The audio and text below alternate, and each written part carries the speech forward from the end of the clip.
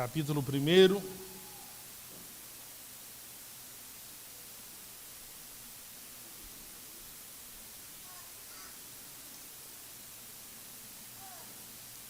Versículo 15. O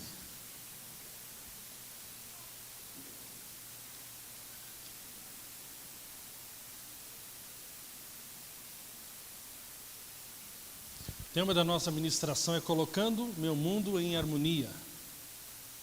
Amém? Quantos querem que a sua vida entre em harmonia? Diga amém. Então vamos lá. Colossenses capítulo 1, verso 15. O qual é a imagem do Deus invisível, o primogênito de toda a criação, porque nele foram criadas todas as coisas, nos céus e na terra, as visíveis e as invisíveis, sejam tronos, sejam dominações, sejam principados, sejam potestades, tudo foi criado por ele e para ele. Diga assim: tudo foi criado por ele e para ele. Amém, irmãos? Não esquece do para ele. E antes de todas as coisas, e nele subsistem todas as coisas. Também ele é o cabeça do corpo, da igreja, é o princípio, o primogênito dentre os mortos, para quem tudo tenha preeminência. Amém. Pai, nós pedimos espírito de sabedoria e de revelação a Deus. Abra os olhos do nosso coração para a Tua palavra, Senhor. Venha marcar os nossos corações com a Tua verdade, em nome de Jesus. Amém. Amém, irmão? Semana passada, o Reinhard ministrando aqui, ele falou algo muito importante, que eu tenho observado mesmo, seriamente. Nós precisamos prestar atenção na palavra. Amém? A palavra de Deus foi muito clara. Preste atenção em tudo que está sendo falado. Ok? Então, infelizmente, muitas pessoas ficam desatentas à ministração e acabam, num certo sentido, perdendo um pouco do seu tempo de estar aqui na reunião, porque o principal objetivo não é alcançado. Então, gostaria que você prestasse atenção, se você puder marcar, se você puder, de fato, prestar atenção, porque isso é bom para você. Isso não é bom para mim, isso é bom para você, para que você possa, entender as coisas de Deus, ok? Então, irmãos, nós acabamos de ler um texto aqui muito importante, nós vamos falar sobre ele daqui a pouco, sobre todas as coisas foram criadas por Jesus e para Jesus, amém? Quero perguntar para você aqui nessa noite, Você já imaginou se você pudesse realizar todos os seus sonhos? Quais são os sonhos que estão no seu coração? Por sinal, hoje em dia, o centro das ministrações são: venha para Jesus, e Jesus vai realizar os seus sonhos. E eu gostaria de perguntar, quais são os seus sonhos? O que você gostaria, Será que é uma casa, Aquela casa dos sonhos? Talvez você é jovem, adolescente e gostaria de ter uma casa que tivesse um quarto só para você. Pastor, o meu sonho é ter um quarto que eu possa me livrar da minha irmã. Seria muito bom para mim. Tem irmãs aqui que gostariam de se livrar da sogra, Puxa, meu sonho era não morar mais no mesmo terreno que a minha sogra.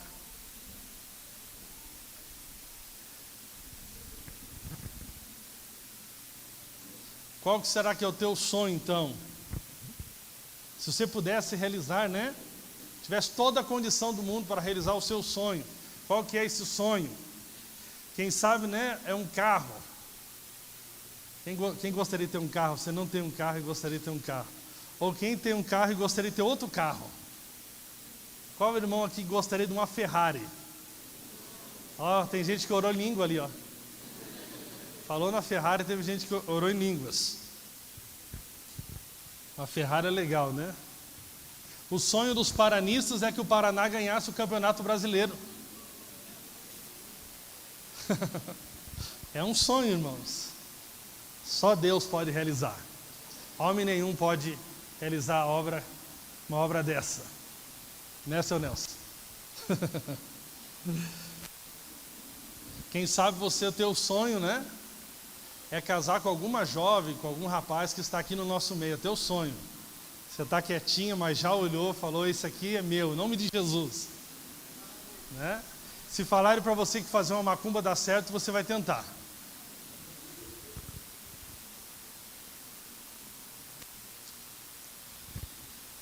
Então, qual que é a grande realidade? Muitas pessoas, né, elas estão frustradas por não terem todos os seus sonhos realizados. Existem pessoas que carregam frustrações por não ter todos os seus sonhos realizados. Quem sabe você é essa pessoa. Muitos, né, condicionam a sua vida, a sua felicidade, a sua satisfação, a realização de um determinado sonho. Talvez você diga, se eu tivesse essa situação na minha vida, eu seria uma pessoa feliz.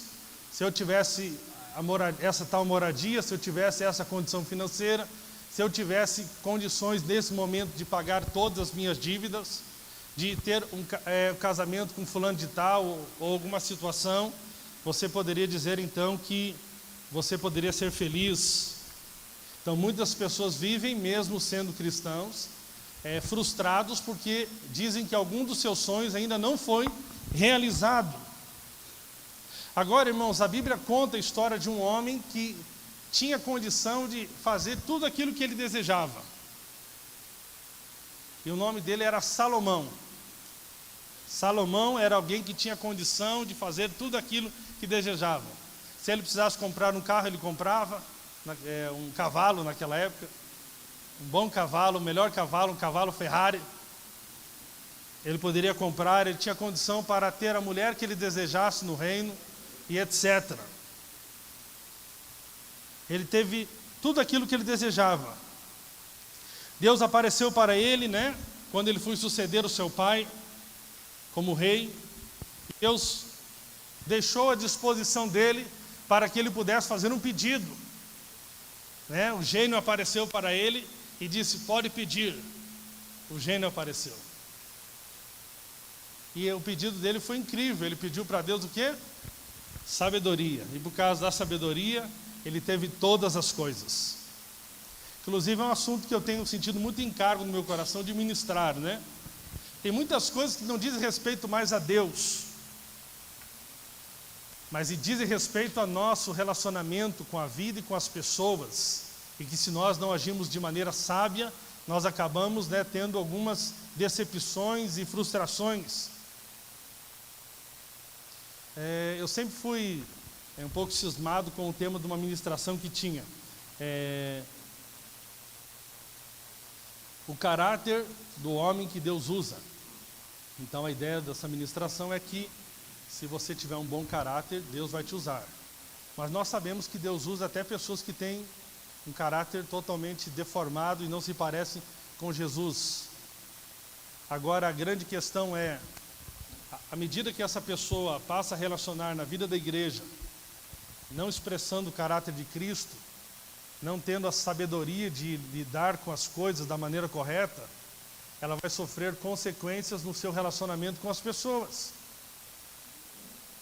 É verdade ou não é? A partir do momento que eu passo a relacionar com a minha esposa numa base errada, de mentira, onde ela tinha total confiança em mim, mas ela passa a descobrir que algumas coisas que eu falo não são verdades. Então isso não é sabedoria da minha parte, porque eu vou acabar então desenvolvendo um relacionamento agora conjugal ruim, porque a minha esposa vai passar, né, a desconfiar de algumas coisas que eu faço. Então nós precisamos aprender a viver de maneira sábia. E Salomão então recebeu de Deus essa sabedoria. E por causa dessa sabedoria, Salomão pôde desfrutar de muitas coisas. Salomão foi a pessoa mais rica de todas as épocas, pois ele recebeu a bênção de Deus. Por causa da bênção de Deus, da sabedoria de Deus, ele pôde então, né, prosperar o seu reino de maneira abundante. No começo do século XX, um grupo, né, de arquitetos se reuniu para estudar a riqueza de Salomão. Para você entender o quão rico Salomão era. Eles foram estudar, né, trazendo para os dias de hoje, o que significa então a riqueza que Salomão tinha. Irmãos, eles descobriram que a riqueza de Salomão era equivalente a 87 bilhões de dólares. Naquela época, no começo do século 20. Se fosse nos dias de hoje, daria aproximadamente, Salomão teria 200 bilhões de dólares. Salomão estava bem, né? 200 bilhões. Eu fui procurar na internet hoje, isso varia de dia para dia, porque está muito relacionado com a Bolsa de Valores. Mas o Bill Gates tem hoje 87 bilhões de dólares. Bill Gates, o homem mais rico do mundo, tem 87 bilhões. Se Salomão estivesse entre nós, ele teria 200 bilhões. Ele ia olhar para o Bill Gates e falar: puxa, você é muito pobre.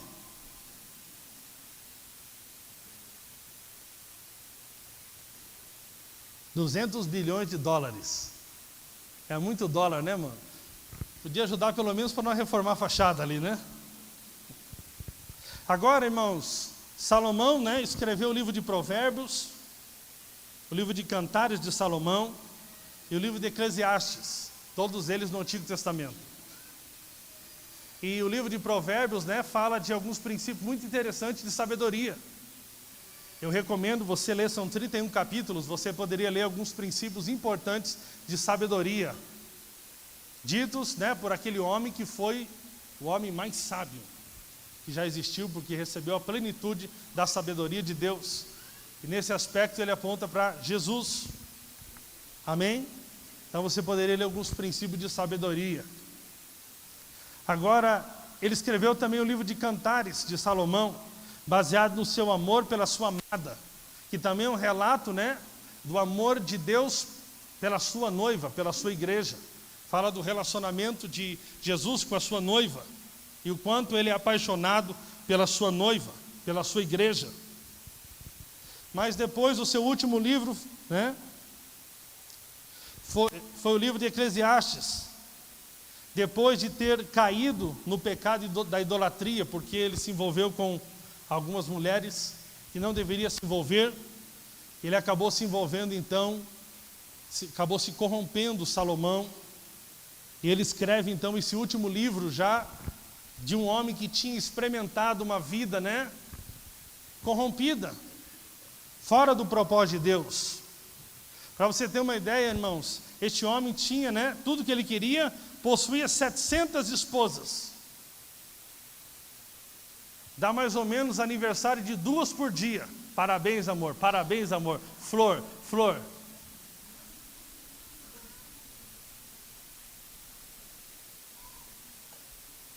Imagine a situação do cara. Você esqueceu do meu. Poxa, mas tem tantas, é difícil. Fora 300 concubinas. Chegou a 1000 vidas.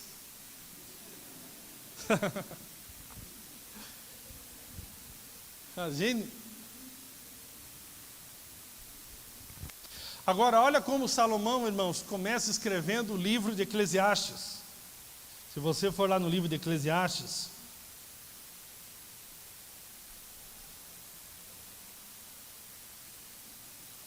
capítulo 1,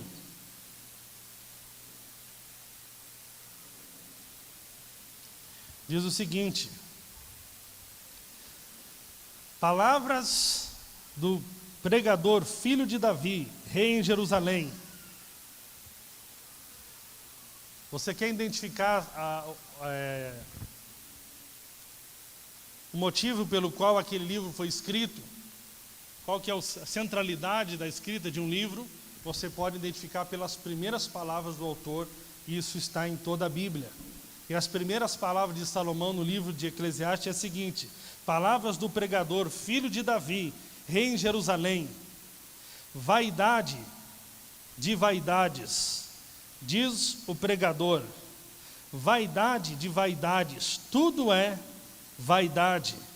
Que proveito tem um homem de todo o seu trabalho com que se fadiga debaixo do sol?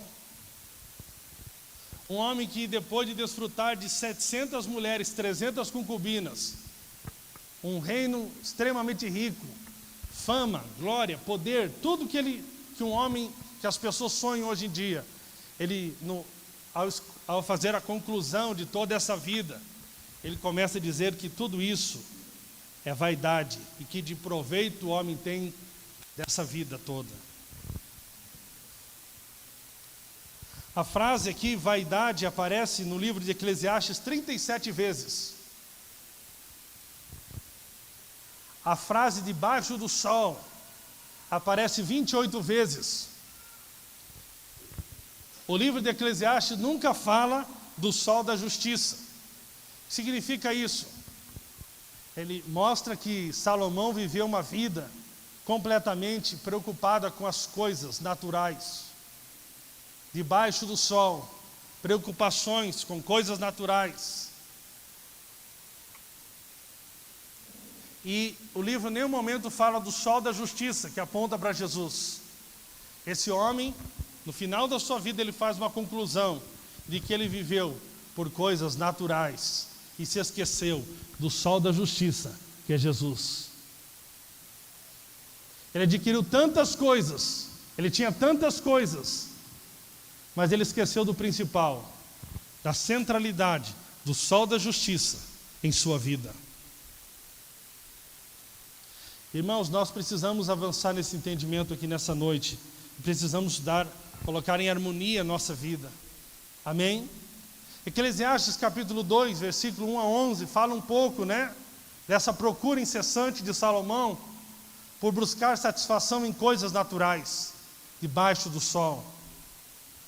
Eclesiastes capítulo 2, versículo 1 diz o seguinte: disse eu no meu coração, ora vem, eu te provarei com alegria. Portanto, goza o prazer, mas eis que também isso era vaidade.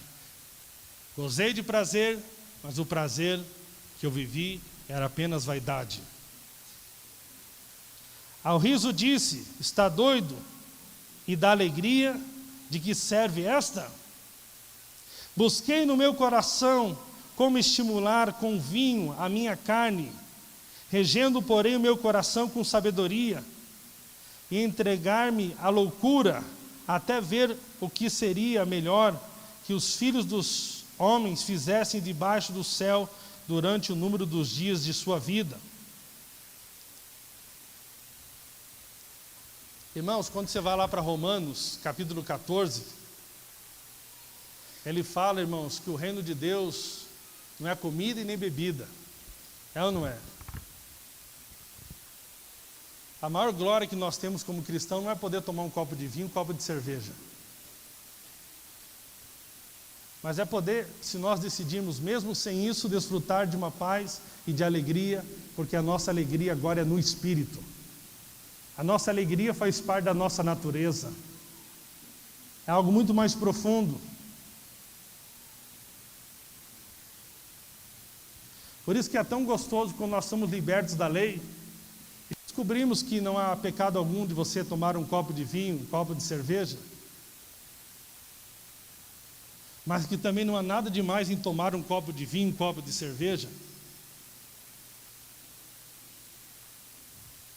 Porque as pessoas aí fora estão buscando a sua alegria, como Salomão está dizendo aqui, busquei no meu coração, como estimular com vinho a minha carne. Ou seja, ele buscou, essa alegria na bebida. Ele está dizendo, isso aqui também não resultou em nada. Fiz para mim obras magníficas, edifiquei para mim casas, plantei para mim vinhas. E ele foi fazendo, e ele foi fazendo, e ele foi fazendo, buscando de todas as maneiras encontrar, significado para a sua vida e felicidade em coisas. Fiz para mim hortas e jardins. Ele ia mudando, Eu conheço pessoas assim, ele busca a felicidade aqui, mas ele acha que o problema estava aqui, mas ele acha que agora descobriu uma coisa nova que vai poder trazer para ele felicidade.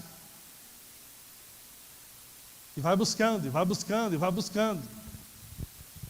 E plantei neles árvores de toda espécie de fruto. Fiz para mim tanques de águas, para regar com eles o bosque em que reverdeciam as árvores. Adquiri servos e servas, e tive servos nascidos em casa. Também tive grandes possessões de gado e ovelhas, mais do que todos os que houve antes de mim em Jerusalém. Quem sabe se você fosse um grande fazendeiro, tivesse muitas cabeças de gado, você então seria feliz.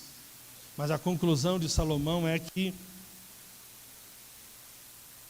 ele não encontrou a felicidade em nada disso. Amontoei também para mim prata e ouro, e tesouros dos reis e das províncias. Provi-me de cantores e cantoras. Ele falou: agora eu vou me envolver com a música. Vou tocar baixo, vou tocar teclado. Não só tocar, eu quero os músicos bons. Hillsong no meu quarto. Mas nada disso adiantou.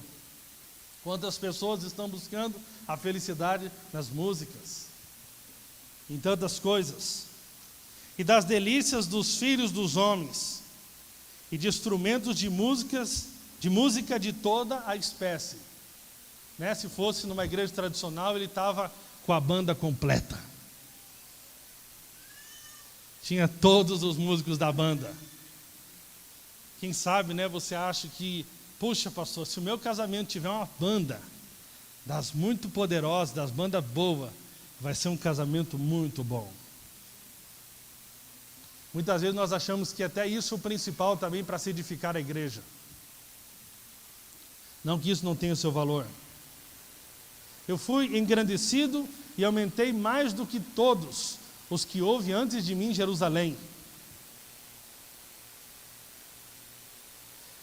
Perseverou também comigo a minha sabedoria, e tudo quanto desejaram os meus olhos não lhes neguei. Olha, isso aqui é importante. Tudo quanto desejaram os meus olhos, não lhes neguei. Ou seja, se eu desejava, eu ia lá e pegava para mim. Muitos acham que essa é a plenitude da felicidade, é poder ter tudo aquilo que os olhos veem. E muitos pais até se iludem achando que é assim que vão conseguir um dia que os seus filhos tenham contentamento. E se sentem até acusados por não poderem dar aos seus filhos tudo aquilo que eles tanto desejam.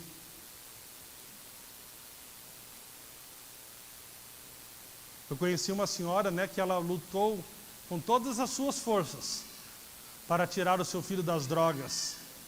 E toda vez que o seu filho falava algo para ela: mãe, a última que eu me lembro que ela falou, que o seu filho falou: mãe, meu problema é que eu sinto muito triste nessa casa, porque essa casa aqui não é minha.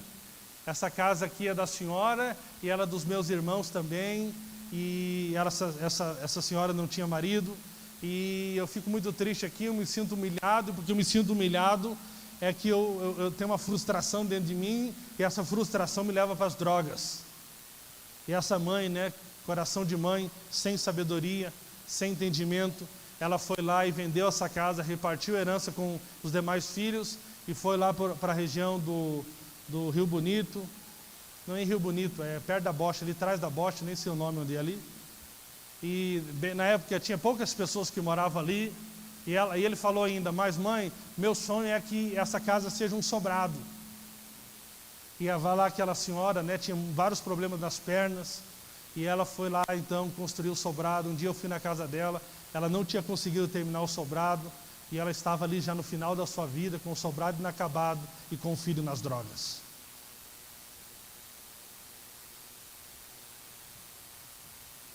Com o filho nas drogas.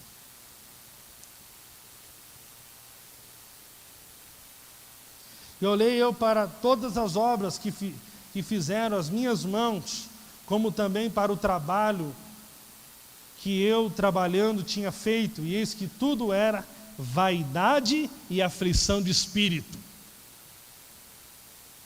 e que proveito nenhum havia debaixo do sol. O cara que desfruta de tudo e no final da vida ele só te fala: isso não teve proveito nenhum. Infelizmente. Deixa eu falar algo para os irmãos aqui nessa noite. Nós podemos ter muito dinheiro, Mas se não tivermos Jesus no centro das nossas vidas, jamais seremos felizes. Salomão fez todas essas coisas que eu acabei de falar para você. Fez obras magníficas, edificou casas, fez muitas coisas. E mesmo assim ainda não era satisfeito. Não era satisfeito. Eu conheço pessoas que são solteiras e casam e depois não estão satisfeitas. Eu conheço gente que casou e agora acha que o problema é o casamento e que se separar seria satisfeita. Eu conheço algumas que se separaram e continuam insatisfeitas. Homens, mulheres. Eu conheço cristãos que estavam desempregados e estavam insatisfeitos. Eu conheço cristãos que estão empregados e estão insatisfeitos.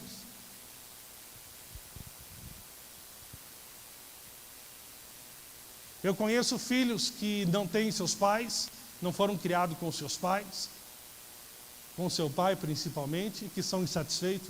Eu conheço filhos que foram criados com todo amor pelos seus pais, por seu pai, pela sua mãe, e são insatisfeitos.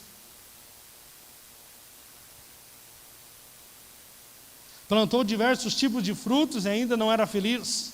Enfim, Salomão tinha tudo o que queria e não conseguiu encontrar a plena felicidade. Salomão tinha muito ouro, prata e pedras preciosas, tinha muitas riquezas e ainda assim era pobre em seus sentimentos e emoções. Essa era a vida de Salomão. Irmãos, eu já tive relato, eu não fui, né? Mas eu já tive relato, né, de pessoas que foram lá no interior do Piauí, numa célula que estava sendo feita, numa casinha caindo aos pedaços. E o pastor ficou tão constrangido por ver tamanha felicidade naquelas pessoas que moravam numa casinha lá no interior do Piauí.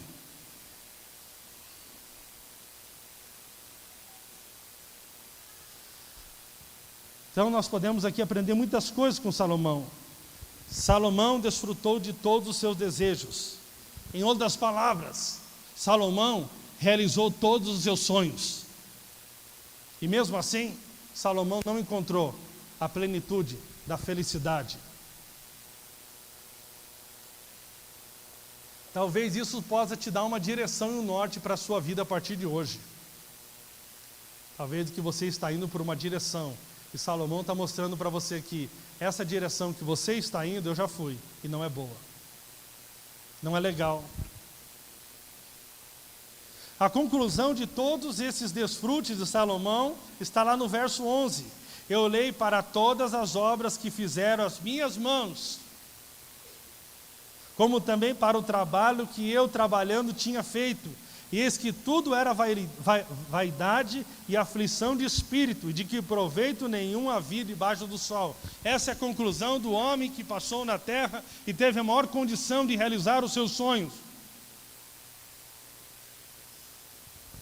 Ele diz que tudo isso foi vazio.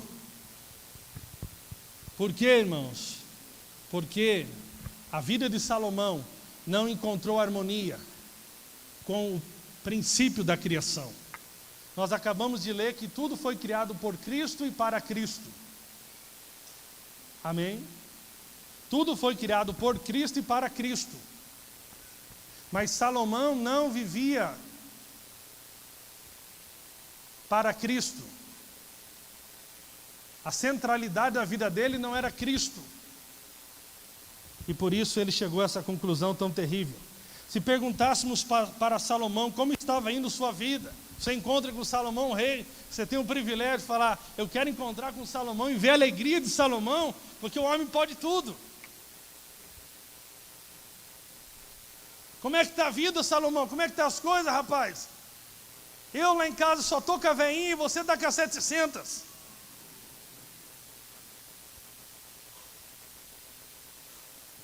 Ele responderia, por isso odiei esta vida, porque a obra que se faz debaixo do sol me era penosa. Sim, tudo é vaidade e aflição do espírito. Como é que você encontra o homem que pôde realizar todos os seus sonhos, e você encontra com ele e fala, eu odiei essa vida. Quem sabe, irmãos, a vida de muitas pessoas está dessa maneira. Você está tentando, você está mudando, você está fazendo muitas coisas. mas a conclusão sempre é a mesma. Eu estou odiando esta vida.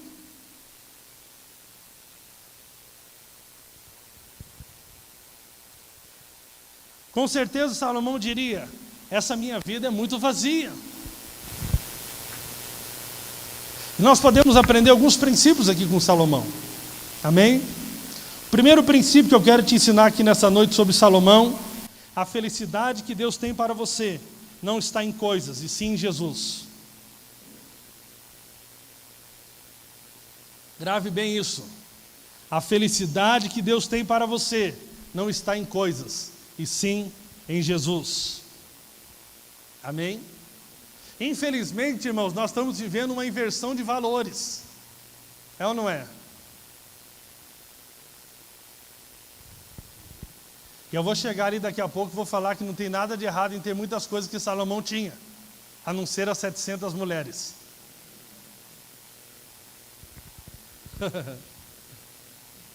Imagine eu sendo pastor lá no reinado de Salomão, fazendo casamento. Só de Salomão ia trabalhar quanto tempo?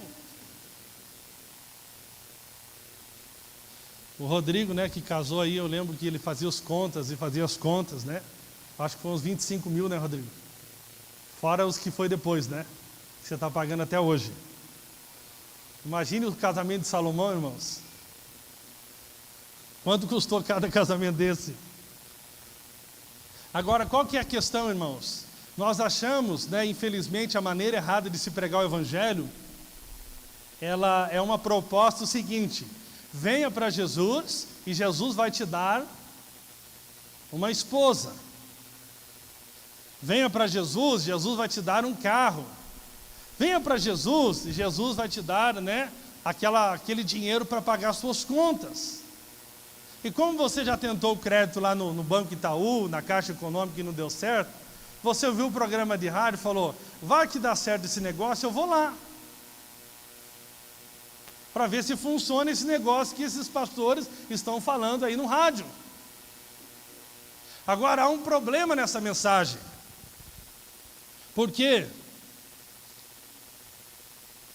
Porque essa mensagem não mostra a centralidade do que Deus tem para nós, que é o próprio Cristo. Ele é tudo em todos. Amém? Nós só temos uma necessidade, que é Cristo. Você sabia disso? Fala para o teu vizinho: a sua única necessidade é Cristo. Diga assim: Ele é tudo em todos. Está aí a projeção firme? Coloca lá João 14, versículo 6.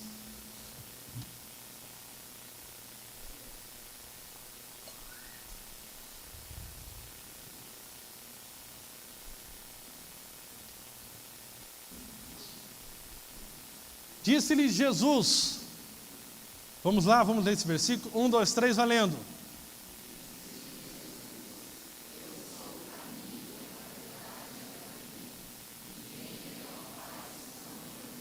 Amém? Ó, Jesus é o caminho, a verdade e a vida. Ok? João 10, 10.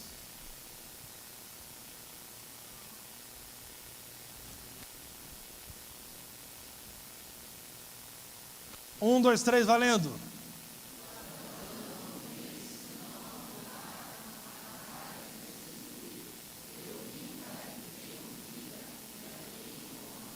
Ok, mas Jesus disse que Ele é o quê? Ele é o caminho, a verdade e Ele é a vida. Jesus é a vida. Aqui Ele diz que o ladrão, né, não vem senão para roubar, matar e destruir. Eu vim para que tenham vida. Eu vim para que vocês tenham a mim mesmo. É que nós estamos achando que essa vida é outras coisas. Mas Jesus é essa vida. Irmão, se você pegar na concordância Strong, né? Eu vou ler para você aqui o que significa essa vida. Não é só salvação, mas é tudo. Amém?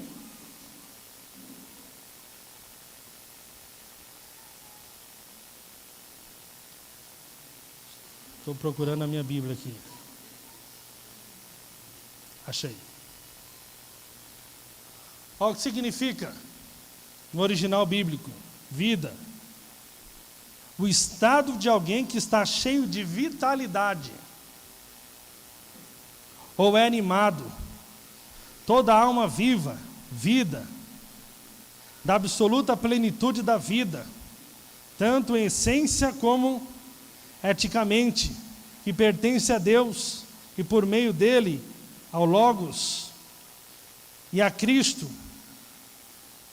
em quem o Logos assumiu a natureza humana, vida real e genuína, vida ativa e vigorosa, devota a Deus, abençoada, em parte já aqui neste mundo e para aqueles que colocam sua confiança em Cristo e depois da ressurreição para ser consumada. Amém? Então preste atenção, a felicidade que Deus tem para você não está em coisas, sim em Jesus.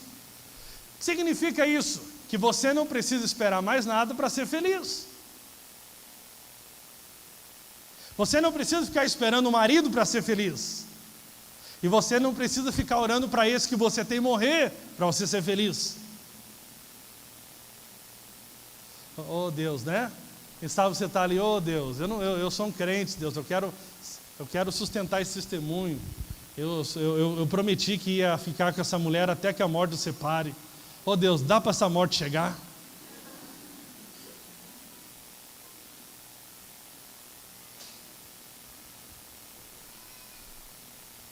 Você não tem coragem de falar, mas muitos gostariam muito de alguma maneira poder se livrar da pessoa que você se casou.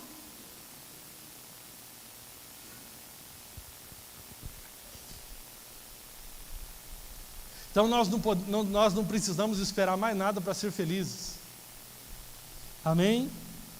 O maior presente de Deus para nós é Cristo. Ele é a vida abundante que o Pai nos oferece. Ele é o caminho, a verdade e a vida. Amém? Ele é a fonte que mata a nossa sede. Quando nós bebemos dele, nunca mais nós temos sede. Ele sacia a nossa alma. Ele é a nossa paz. Ele é a nossa bênção. Agora preste atenção. Nós falamos muito de graça. Graça, graça. Mas preste bem atenção. Graça não é uma doutrina, graça é Jesus. Ok? A palavra do Senhor diz, em João, que Jesus era cheio de graça e verdade. Agora nós entendemos que tudo que nós recebemos de Deus, Efésios 2:8 fala sobre isso, não é por merecimento humano, não é por obras humanas, mas é pela graça, mediante a fé. O que seria graça? Graça é a provisão de Deus para todas as coisas que nós necessitamos. E o problema é que nós estamos achando que saúde é uma coisa, prosperidade é outra coisa, felicidade é outra coisa, mas eu quero falar para você, tudo isso consiste em Jesus. Jesus é a felicidade, Jesus é a sua saúde, Jesus é a sua alegria, Jesus é a abundância, Jesus é a sua bênção. Ele é a graça do Pai. E tudo que nós recebemos, então, recebemos pela graça, mediante a fé.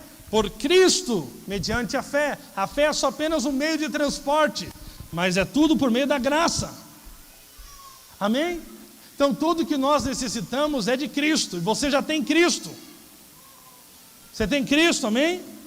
Então, você não precisa ficar esperando mais nada para ser feliz. Basta que você mude a sua crença. Salomão estava buscando, e no final da sua vida, ele conclui que não encontrou em coisas aquilo que ele esperava. E muitos cristãos estão indo nessa busca. E muitos cristãos ainda estão nesse relacionamento de barganha com Deus. É ou não é? Porque eles imaginam que Deus está retendo algo deles, que se eles tivessem aquilo, eles estariam plenamente satisfeitos. Irmãos, eu vou te falar uma coisa que não me entenda mal. Hoje é dia dos pais. Alguns irmãos querem mandar mensagem de consolo para mim, porque faz 11 anos praticamente que eu sou casado e não tenho um filho. Eu quero falar para você, Mande consolo para outras pessoas. Não estou dizendo aquelas pessoas que mandaram, reconhecendo a nossa paternidade espiritual. E não estou também dizendo daqueles que, com muito amor, gostariam de me confortar. Mas eu quero falar para você, eu não estou precisando desse conforto. Eu vou te falar algo aqui muito importante. Eu creio tanto que Cristo é tudo em todos, que eu sou totalmente completo em Cristo, que eu quero falar para você, eu não acredito que um filho possa acrescentar um pingo de felicidade maior à minha vida, que eu já não tenho em Cristo. Muitas pessoas dizem assim, se o fulano morreu, a minha vida acabou. Esse é o problema. Você vive como Salomão, colocando a sua fonte de felicidade e alegria em coisas que passam. Agora, Jesus é eterno. Pastor, se eu perder fulano, a minha vida acabou. É provável que você possa perder esse fulano. Que é provável que sua vida possa virar uma ruína. Porque você colocou a sua expectativa de felicidade em alguém ou em alguma coisa que não fosse Jesus. Irmãos, Paulo entendeu plenamente isso. Olha que coisa linda. E quando você entende que a felicidade que Deus tem para você não é em coisas, mas em Jesus, a sua vida vai parar de ficar mudando de humor. No começo do mês, quando pega o salário, o humor está bom. Vai chegando no final do mês, o salário desapareceu, o humor está ruim. Você está bem lá no relacionamento com o cônjuge, está tudo legal, tudo love, você está bem. As coisas não estão tão bem ali, você está mal. Você tem dinheiro na conta, você está bem, não tem, você está mal. Você tem um filho natural, você está bem, você não tem, você está mal. Você sempre fica colocando coisas e achando que essas coisas é que vão te completar. E esse é um problema muito sério, muito grave. Abra sua Bíblia em Filipenses.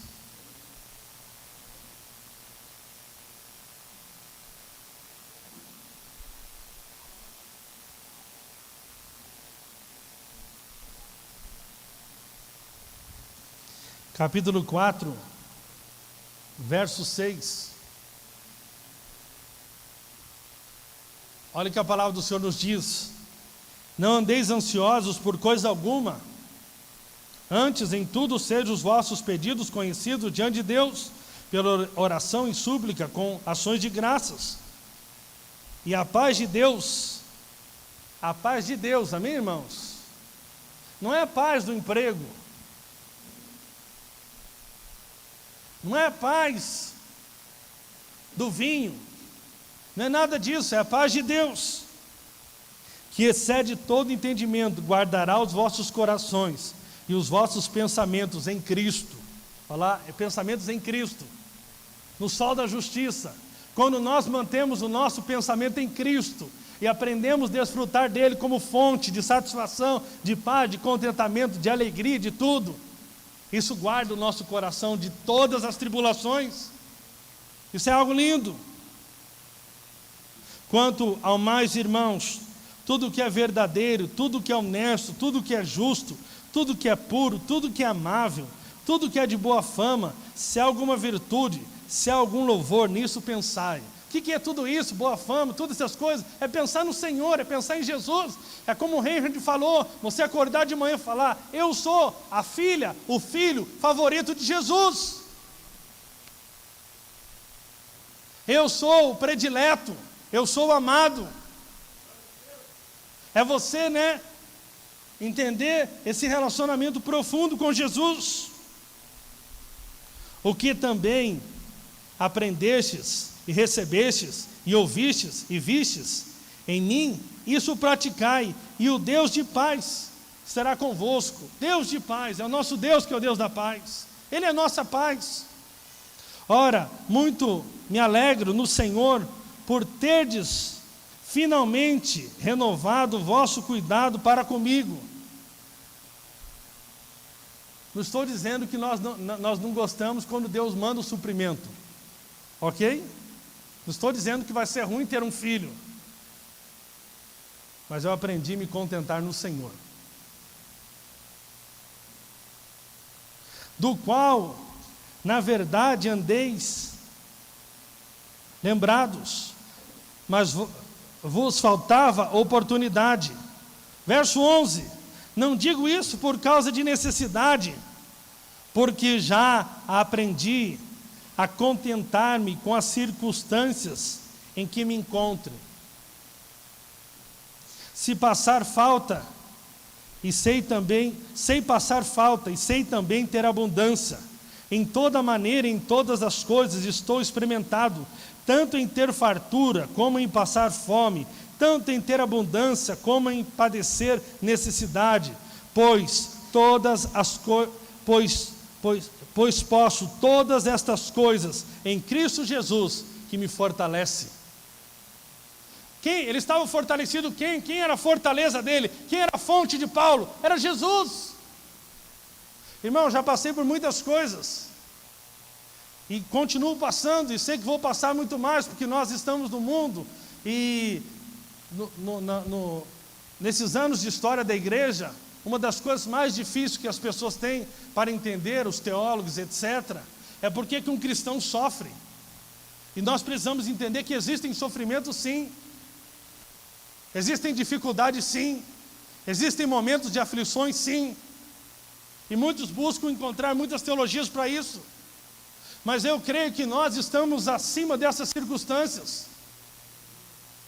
Nós estamos, irmãos, isso é incrível. Quando você vai num velório de um crente, fica até meio constrangedor, porque quando você observa nos corredores dos lados, estão gente contando piada.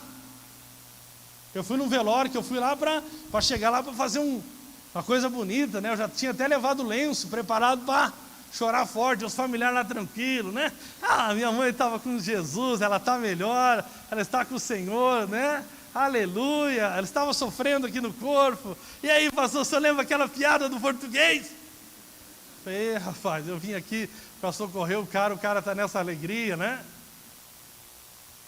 O Reinhard diz que no velório dele quer que façam festa. Que loucura é essa? São pessoas que aprenderam a encontrar satisfação e segurança, não em coisas, mas sim na pessoa de Jesus Cristo. Que doideira é essa, né? Imagina aqui, no meu velório, tá tranquilo, tá favorável. É sacanagem, irmãos. No meu você tem que dar uma chorada. Ele se foi, o que será de mim agora? O que será de mim agora? Vai melhorar. Ele já estava velhinho, estava com umas ideias meio estranhas. E nesse aspecto irmãos, nesse aspecto é tão maligno o discipulado, quando nós achamos que é um discipulador que vai fazer nós encontrarmos satisfação.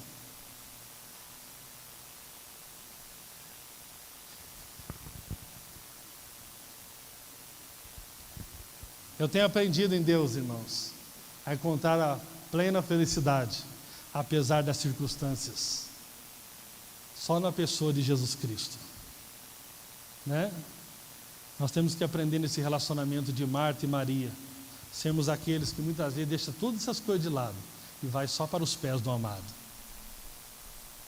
E quando todo mundo do lado está envolvido com um monte de coisas e pensa que o mestre vai se incomodar, o mestre fala, deixa ela aqui, porque ela escolheu a melhor parte e não lhe será tirada. Segundo princípio que nós aprendemos aqui, então o primeiro princípio, não tem limitação, amém? Não espere mais nada para você viver uma vida plenamente feliz. Quando eu criar meus 3 filhos, não é agora, irmão, você vai viver feliz agora, com Jesus. Jesus é a sua felicidade, Ele é a sua vida abundante. Segundo princípio, as coisas naturais não são um problema, desde que elas glorifiquem a Jesus. Amém? Nós lemos aqui o texto no começo, falando sobre Jesus, e falando que Ele é a primazia de toda a criação. E essa parte é muito interessante. Tudo foi criado por Ele e para Ele. Amém? Então as coisas naturais em si não são ruins, desde que elas glorifiquem a Jesus. Olha que coisa interessante que a Bíblia fala sobre nós. Nós somos co-herdeiros de Jesus. Diga assim: eu sou co-herdeiro de Jesus. Todas as coisas não são dele? Você é o quê? Co-herdeiro. Ou seja, você é herdeiro com Ele. Deus te fez herdeiro com Ele. Agora a Bíblia fala outra coisa: somos a sua noiva. Deus foi lá e criou o universo para Jesus. E agora nós podemos desfrutar de tudo por causa de Jesus. Porque agora em Cristo nós somos co-herdeiros.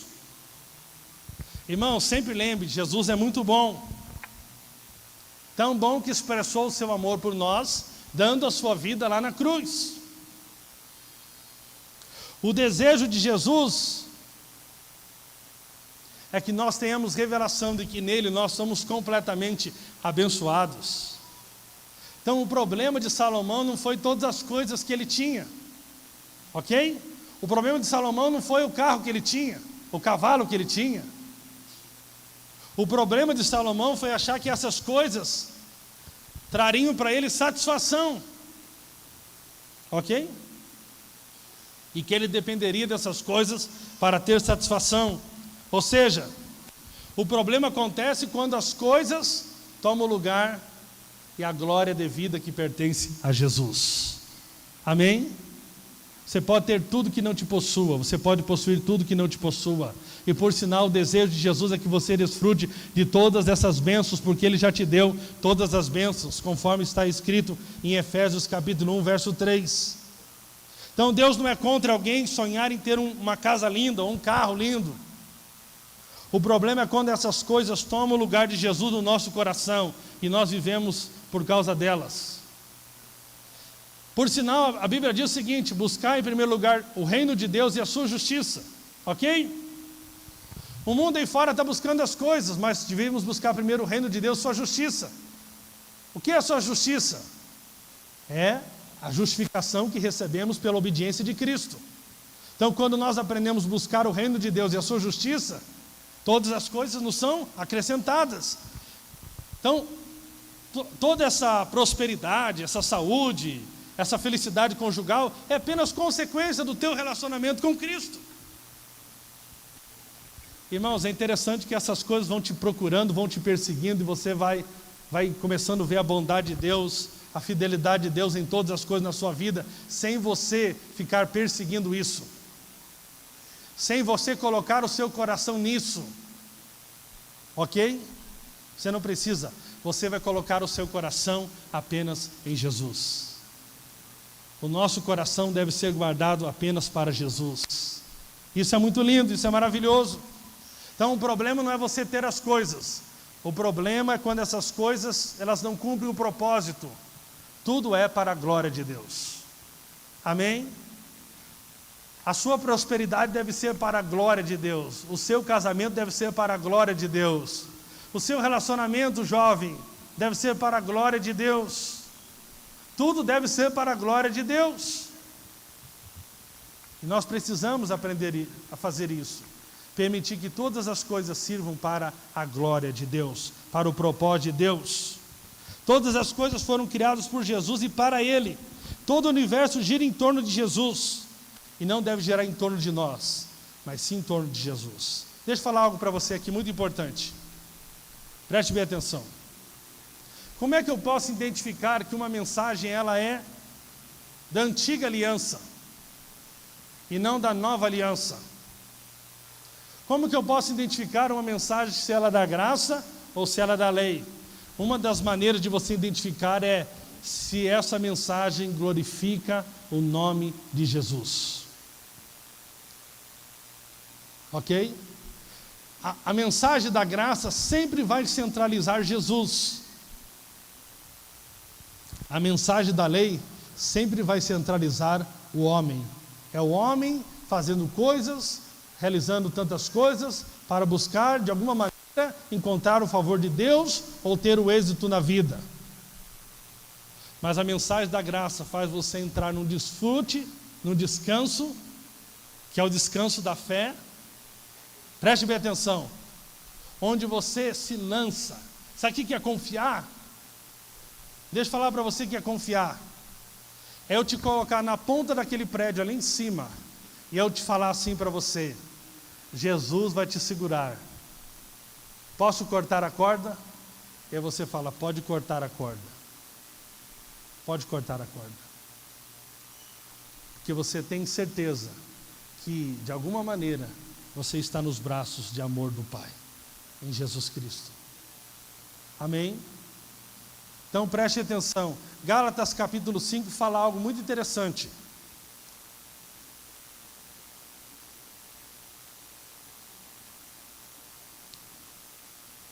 Versículo de número 1. Cadê o texto?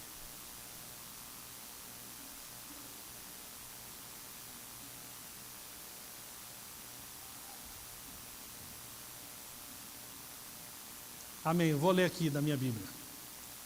Para a liberdade Cristo vos libertou.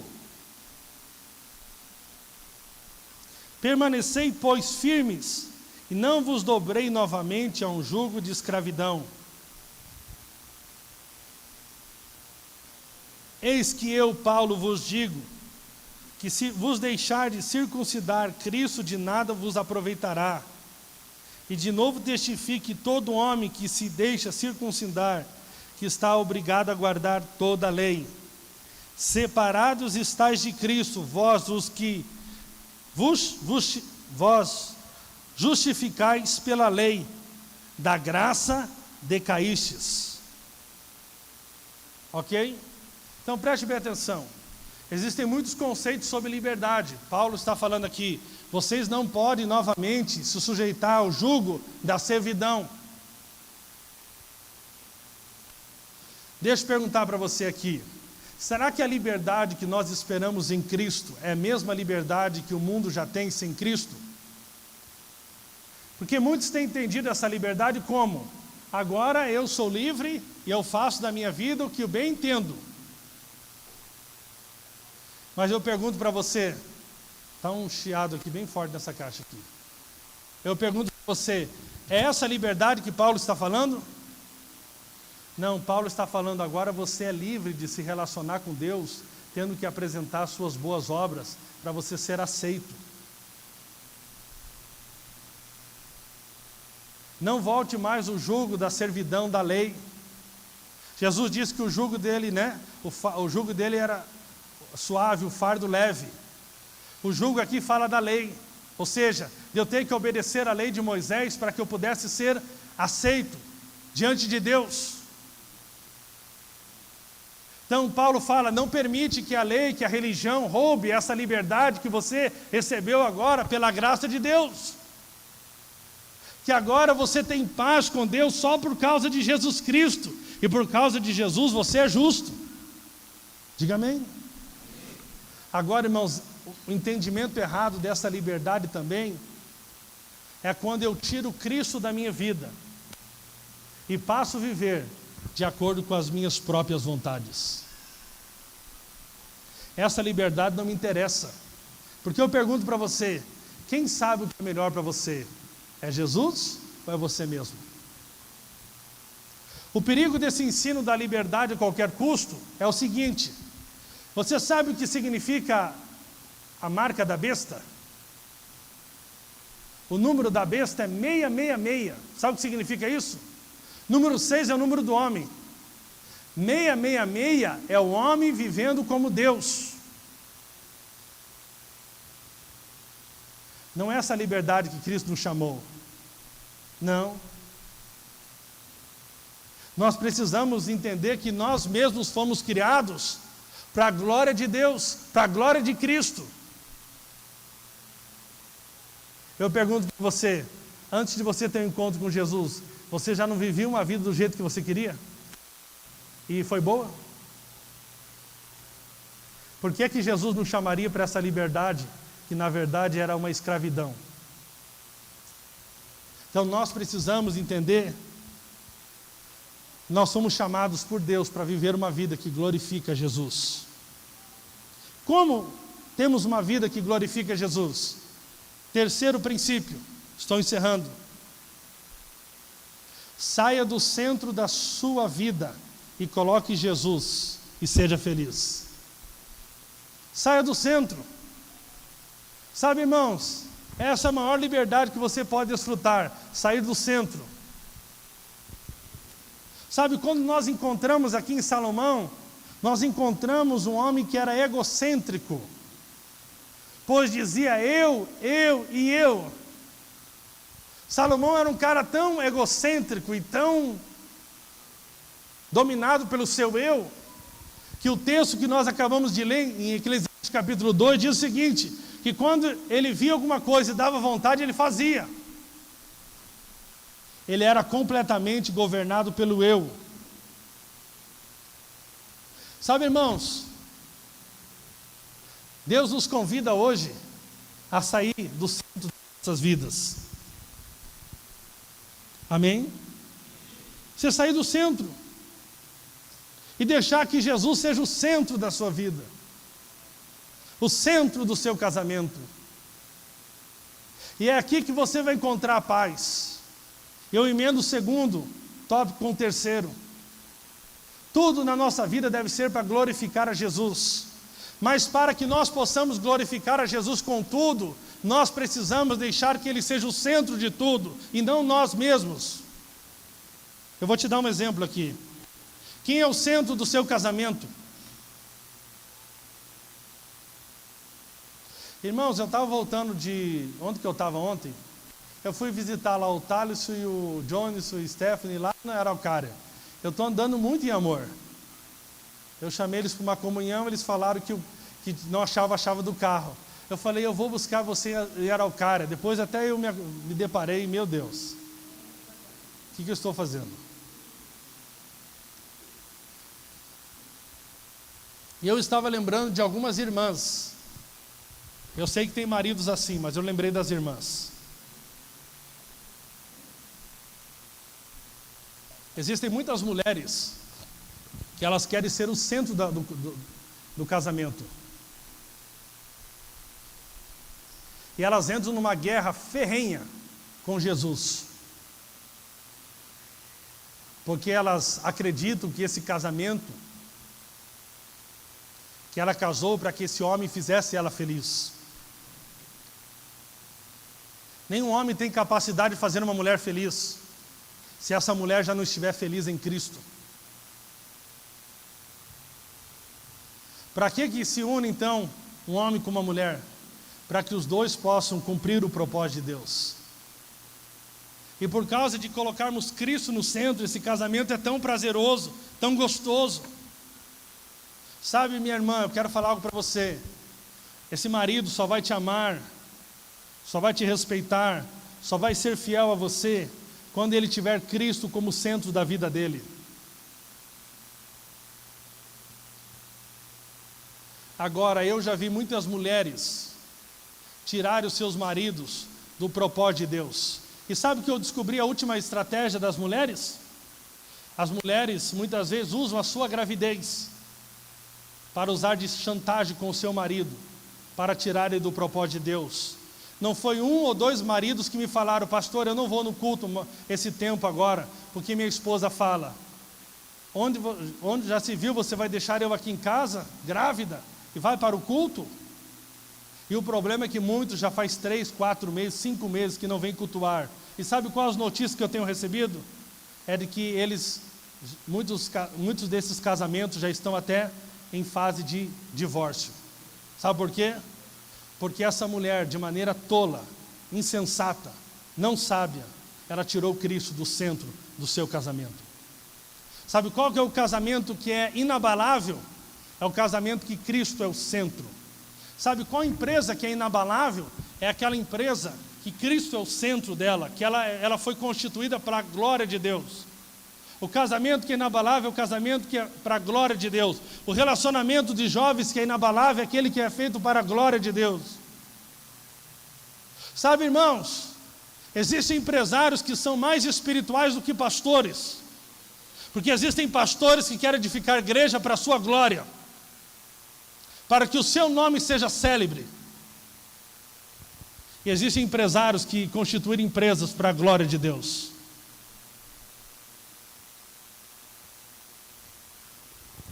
Quando nós centralizamos Cristo, como vencer então essa vida centralizada no eu, tendo revelação de Cristo e colocando Ele como centro da família?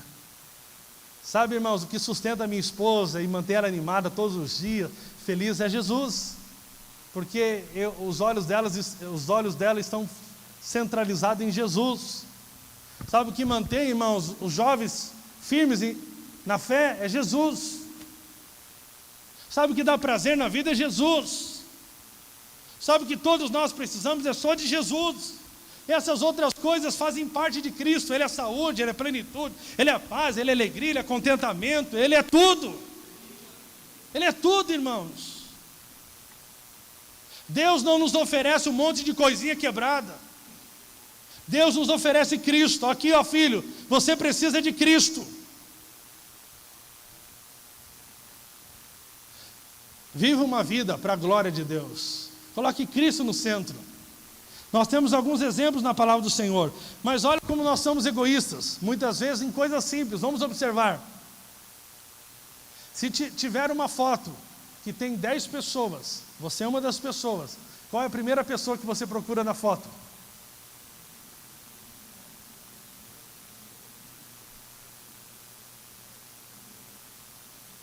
Eu quero procurar a minha esposa para ver se ela ficou bonita. Qual a célula que você está preocupado que multiplique? Pastor, eu tive que mandar um líder em treinamento prontinho para outra célula. Isso é sacanagem. Não é sacanagem, isso é evangelho.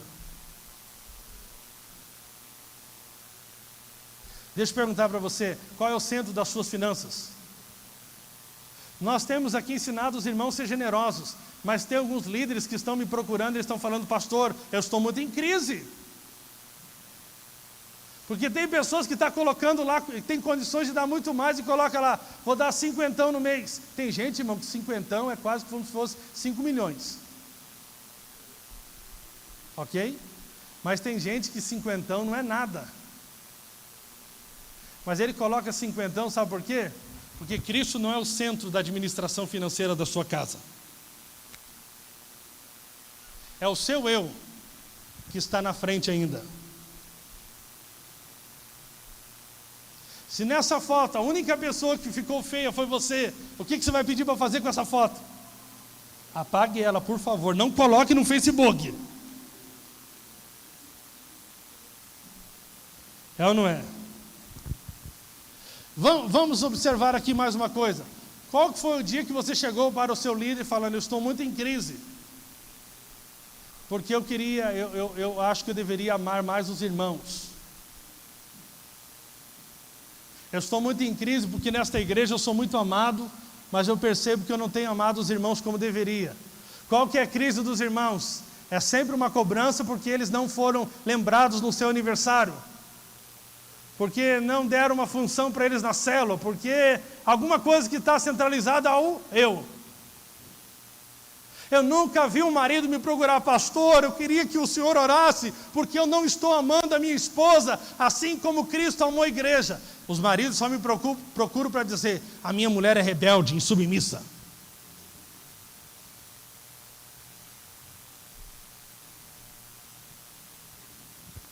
Tem alguma coisa estranha. Sabe o que é isso? É o nós no centro. Vamos colocar Jesus no centro?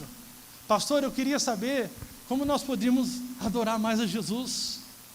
Como nós poderíamos, como igreja, nossa célula, exaltar mais a Jesus. Como é que Jesus poderia ser mais, honrado no nosso meio? Mas nós sempre estamos preocupados conosco. A chave, irmãos, para uma verdadeira vida plena é colocar Jesus no centro. No centro. O que você vai fazer, amorzinho? Eu estou indo visitar uma pessoa. Vai. Eu vou junto com você. Eu não posso ir junto hoje, mas vai.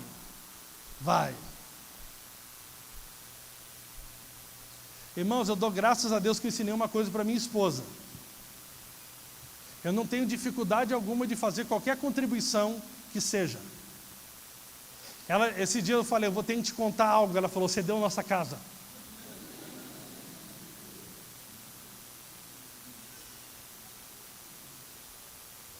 Aí ela falou assim para mim, pelo menos isso você vai me comunicar quando fizer, né? Eu falei, não te prometo.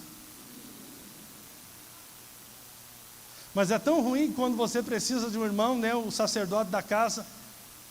Deus fala com ele, leve um jovem lá para almoçar na sua casa hoje. E ele está todo feliz, ele está animado, ele quer levar o jovem. Ele liga para a patroa. E fala, eu queria levar fulano, hoje não. Tá bom, hoje não deu lá em casa, deu um problema na água.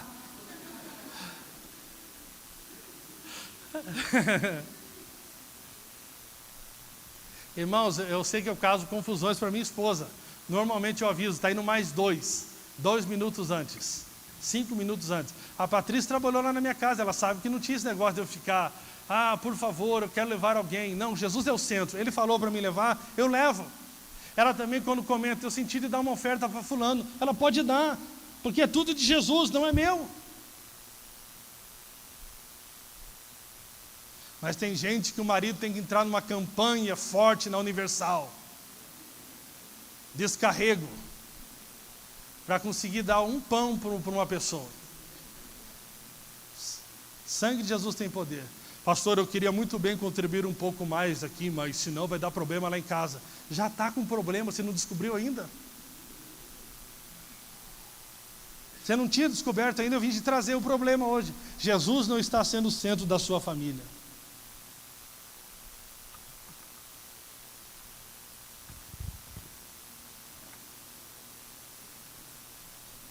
Irmãos, Jesus foi crucificado aonde?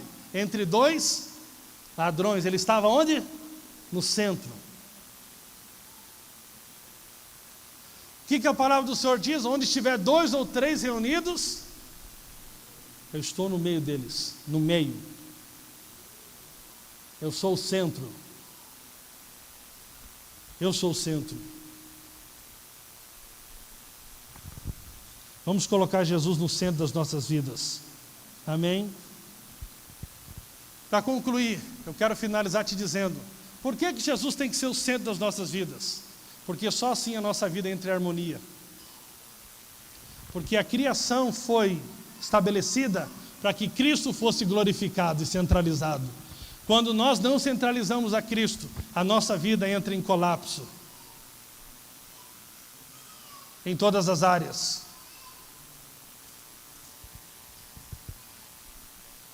João capítulo 4, versículos 6 a 10 diz o seguinte: E estava ali a fonte de Jacó. Jesus, pois, cansado do caminho, assentou-se assim junto da fonte. Era isso quase a hora sexta. Veio uma mulher de Samaria tirar água e disse-lhe: Jesus, dai-me de beber. Porque os seus discípulos tinham ido. Jesus falou para ela: dai-me de beber. Porque os seus discípulos tinham ido à cidade comprar comida. Disse-lhe, pois, a mulher samaritana: como, sendo tu judeu, me pedes de beber a mim, que sou mulher samaritana?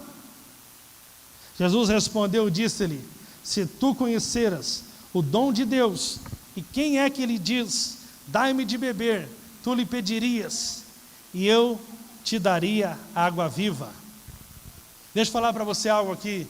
Talvez você está achando que Jesus é um tirano, é alguém egoísta que está pedindo o centro da sua vida. Assim como essa mulher não entendeu que Jesus estava pedindo para ela água. Eu quero falar para você, quando Jesus está nos pedindo o centro das nossas vidas hoje, Ele está fazendo isso porque nos ama. Porque quando nós colocamos Ele no centro, tudo entra em harmonia, porque tudo cumpre o propósito de Deus. Está entendendo? Quando Deus está falando, dá aquela oferta para aquele irmão que está precisando, Deus está te dando uma oportunidade da sua vida entrar em harmonia. Quando Deus está falando sobre o seu chamado, sobre para que serve a sua casa, Eu me lembro semana passada da palavra que o Josué recebeu com a Simone. E Deus falou ali no meio daquela palavra que essa casa é para a manifestação da glória de Deus. Ok? Então Deus, quando nos pede o senhorio, quando Ele fala, ó, deixa eu ser o Senhor, deixa eu ser o centro da sua vida, é uma ação do amor de Deus e da graça de Deus, dizendo, eu quero colocar em ordem a sua casa. Eu quero colocar em ordem as suas finanças, eu quero colocar em ordem o seu casamento, eu quero colocar em ordem o seu coração, jovem. Mas deixa eu ser o Senhor, né? Camila, o Adão vai vir da noite para o dia. Deixa eu ser o Senhor da sua vida, Camila, porque o Adão eu estou providenciando. Mas quantos estão buscando o Adão, jovens buscando a felicidade, buscando o prazer, buscando em tantas coisas, e cada dia que passa, menos contentamento eles têm, menos felicidade eles têm, e muitos estão em completo desespero de alma. Mas o Senhor diz, ó, eu estou pedindo a centralidade da sua vida, porque eu quero colocar em harmonia toda a sua vida, toda a sua casa, todos os seus relacionamentos, tudo aquilo que você tem, todos os seus negócios, tudo eu quero colocar. Sabe, muitas mães têm sofrido, e têm buscado sinceramente a libertação dos seus filhos. Mas eu quero falar para você, mãe, aqui nessa noite, tire o seu filho do centro, coloque Jesus no centro da sua casa, não faça mais a vontade do seu filho, faça a vontade de Jesus. Ele vai colocar em harmonia a vida do seu filho. Ele vai colocar. Não foi a mulher que encontrou Jesus. Foi Jesus que estava esperando aquela mulher para colocar em harmonia a vida dela. Jesus é que te encontrou para colocar em harmonia a sua vida nessa noite. Sabe, irmãos, quando nós falamos aqui para nós adorarmos a Jesus nos cultos, não é porque Jesus está lá no céu deprimido e falando, puxa vida, hoje eu estou mal, eu preciso muito que alguém me adore. Não, é porque quando nós adoramos, sabia que a adoração coloca Cristo sendo o centro das nossas vidas? E nós falamos, né? E nós cantamos canções que exaltam o nome dele. Sabe o que acontece? O nosso coração começa a se render ao governo do Senhor Jesus. Nós estamos colocando em harmonia o nosso coração, dizendo, Jesus, o Senhor é que governa e reina o meu coração. O Senhor é que governa e reina a minha vida. O Senhor é que governa e reina todas as áreas da minha existência. Sabe por quê? Porque o Senhor criou tudo para a sua glória. E eu vivo agora para a sua glória. Se coloque de pé.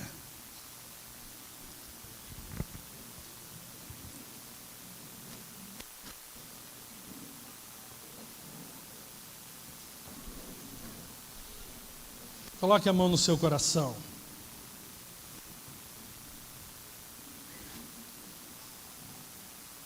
Feche os teus olhos.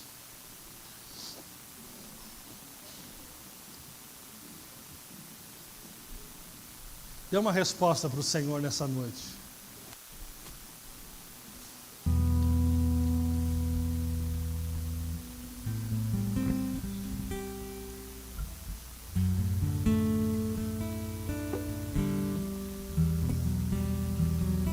Veja o amor de Jesus por você aqui hoje, falando, eu quero colocar em harmonia a sua vida. Eu quero colocar em ordem o seu mundo interior.